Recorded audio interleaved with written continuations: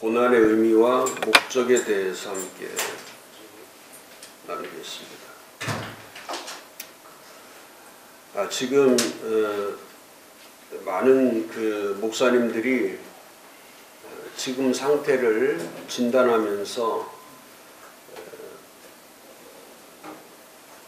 이 전염병의 창고를 재앙에만 초점을 맞추는 분들이 많이 있습니다. 재앙. 근데 여기서 이제 분명하게 다시 한번 영적 진단이 필요하죠. 영적 진단이 필요한데, 영적 진단이란 뭐냐면 세상 사람이 보는 재앙이라는 이 같은 사건을 세상 사람들이 보는 것과 또 예수 믿는 그리스도인들이 보는 이 본질의 차이, 이 본질의 차이에 대해서 분명하게 목사님들이 말씀을 전해야 합니다. 근데 안타깝게도 또 많은 분들은 그냥 재앙에다만 초점을 맞추고, 재앙이라든지 이런 전염병이라든지 이런 것들에만 초점을 맞추고, 또 본질을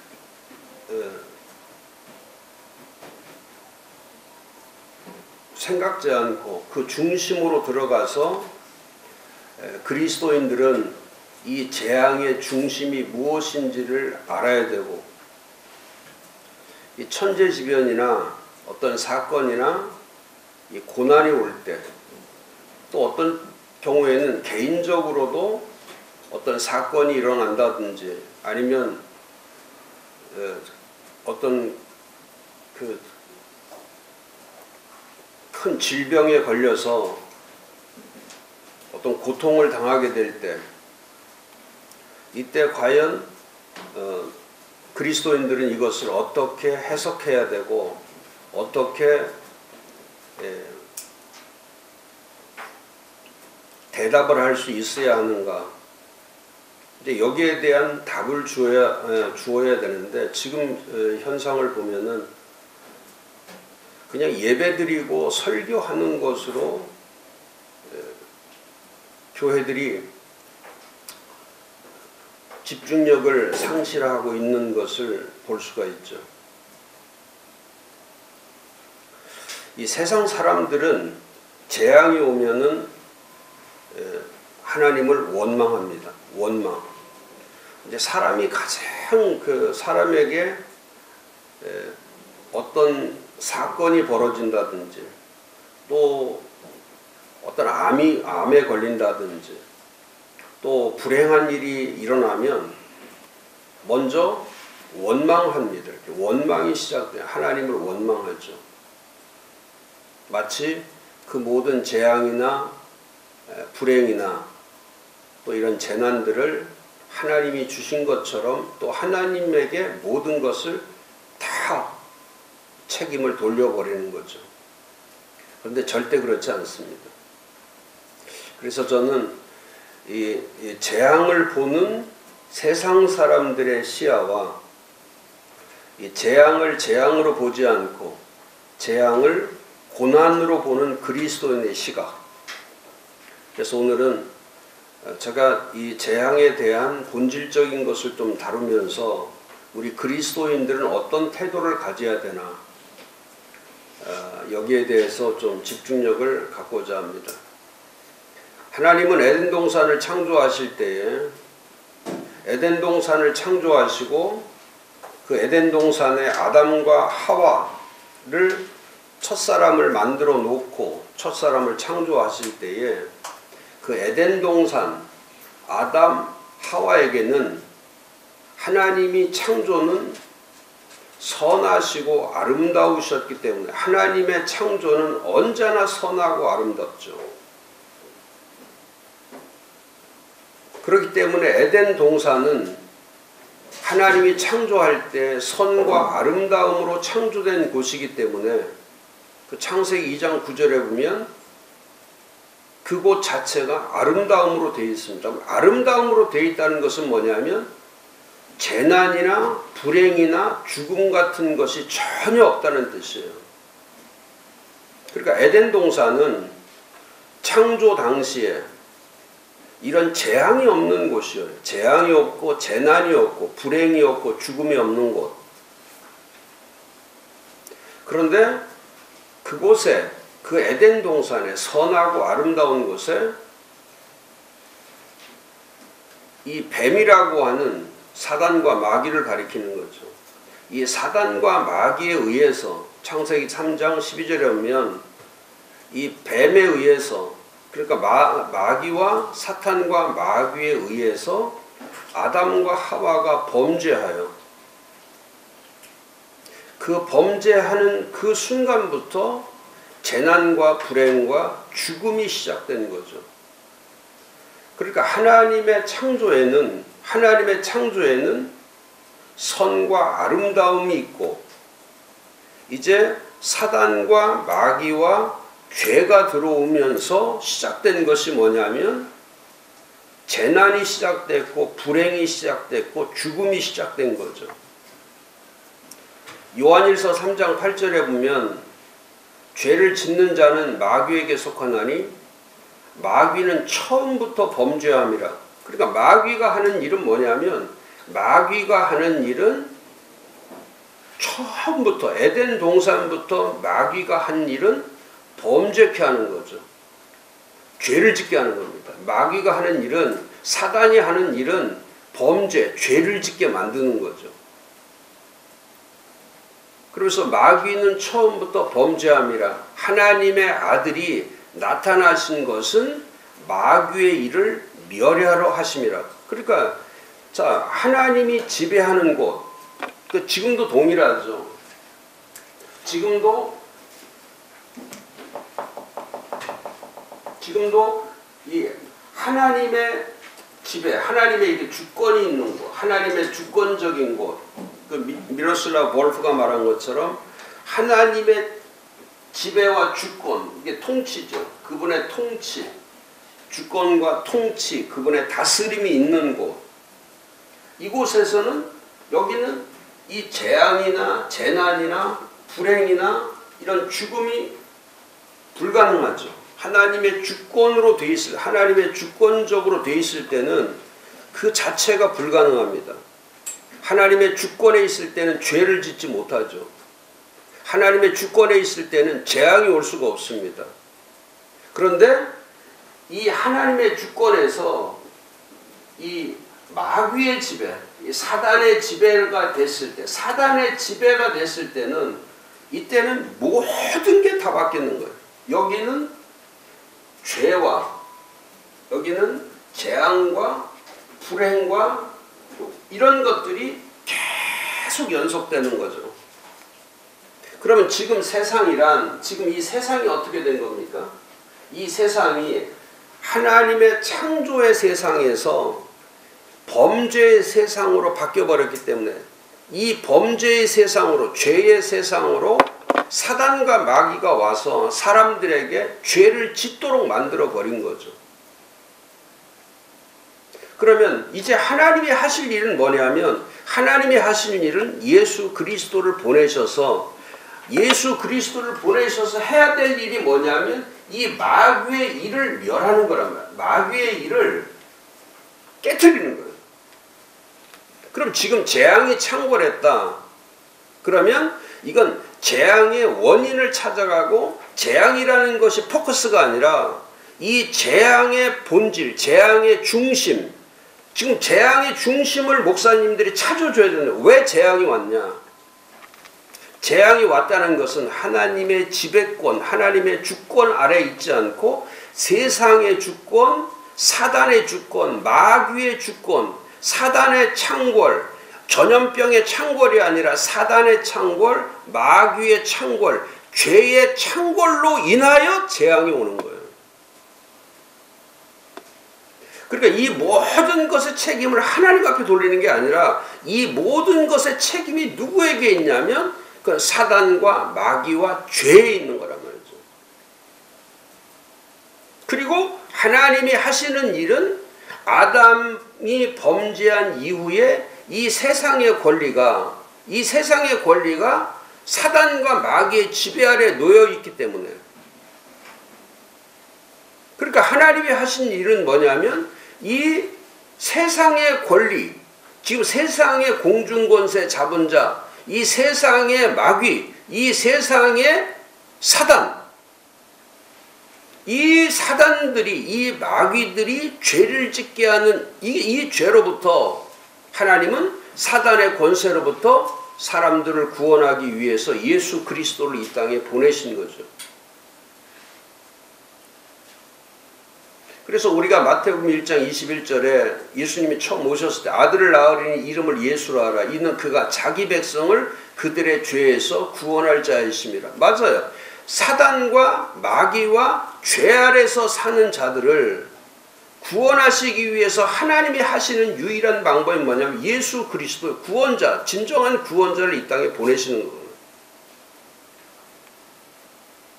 그리고 또 히브리서 2장 14, 16절에 자녀들은 혈과 육에 속하였으며 그도 또한 같은 모양으로 혈과 육을 함께 지내심은 죽음을 통하여 죽음의 세력을 잡은 자 곧 마귀를 멸하시며. 맞아요. 지금 죽음의 세력, 제가 지난주도 말씀드렸잖아요. 이 죽음의 세력이 있고 이 죽음의 세력, 이 죽음을 가져오는 죽음의 세력, 이게 마귀가 하는 일이죠. 마귀는 죽음의 세력을 만들어가는 거예요. 사람을 죽게 하는 거. 그런데 하나님이 하시는 거는 죽게 하는 것이 아니라 이 생명을 살리는 거랍니다. 생명을 살려가는 거. 그러니까 사단, 마귀, 죄는 결국 사람을 죽여서 어디까지 끌고 가는 거냐면 심판을 받고 지옥까지 가게 하는 거예요. 지옥까지. 지금 이 세상에 사단이 하는 일은 뭐냐면 재앙을 주는 게 아니에요. 이 재앙을 넘어서 지옥까지 가게 만드는 거예요. 결코 구원받지 못하게 하는 거. 결코 생명을 얻지 못하게 하고 영생을 얻지 못하게 하는 거. 마지막의 목적은, 하나님의 목적은, 유일한 목적이 사람을 영생케 하는 거거나 영원한 생명을 주는 거거든요. 근데 거기 말씀처럼 죽음을 통하여 죽음의 세력을 잡은 자 곧 마귀를 멸하시며, 지금 가장 중요한 게 그거예요. 이 사단 마귀 죄예요.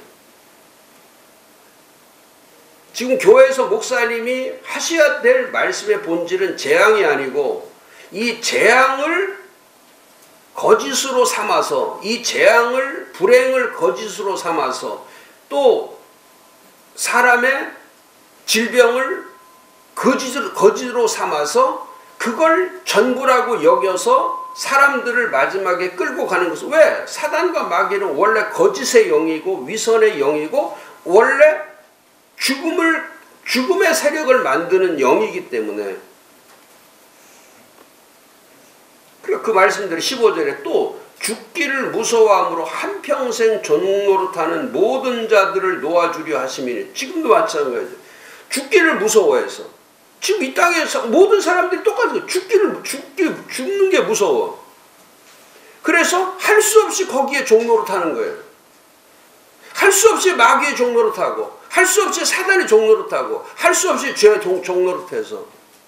근데 하나님이 예수를 보내신 것은 그 종노릇한, 그 무서움과 죽기를 무서워하는 사람들, 이 그리스도인이 아닌 사람들, 지금 목사나 그리스도인들도 똑같단 말이에요. 세상 사람들과 똑같은 것이 뭐냐면 죽기를 무서워해서 또 세상의 종노릇하고 또 마귀의 종노릇하고 또 사단의 종노릇하고 또 죄의 종노릇하며 사는 사람들, 이런 사람들을 예수께서 오셔서 하는 것이 모든 자들을 놓아주시는 거예요. 자유케 하시는 거예요. 해방시키는 거예요.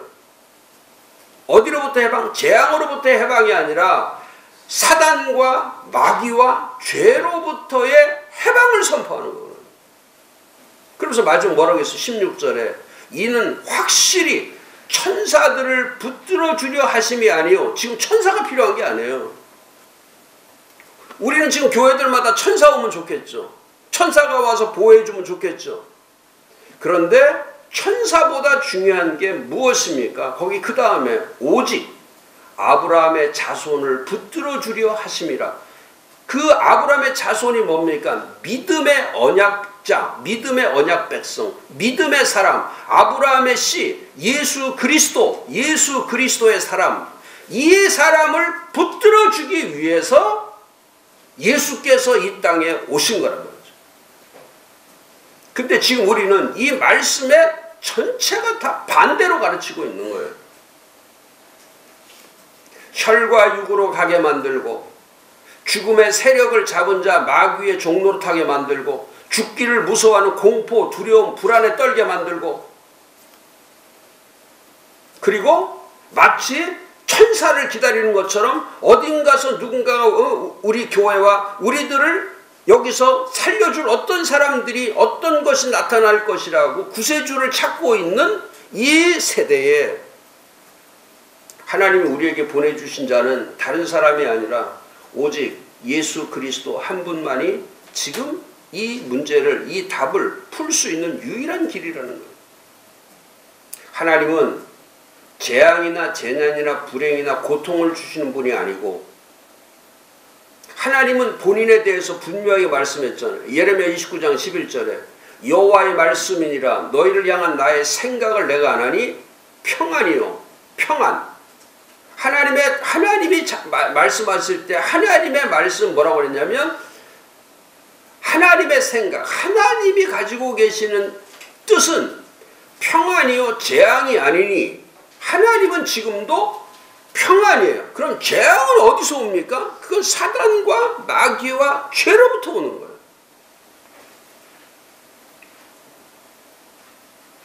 에덴 동산은 전혀 하나님이 만들어 놓은 창조는 전혀 이거는 공의롭기 때문에 그 에덴 동산 안에는 하나님이 만들어 놓을 때는 재앙이 없어요. 거기는 재난이 없어. 거기는 불행이 없어. 거기는 죽음이 없어. 거기는 선하심과 아름다우심과 거룩함만 있는 거예요.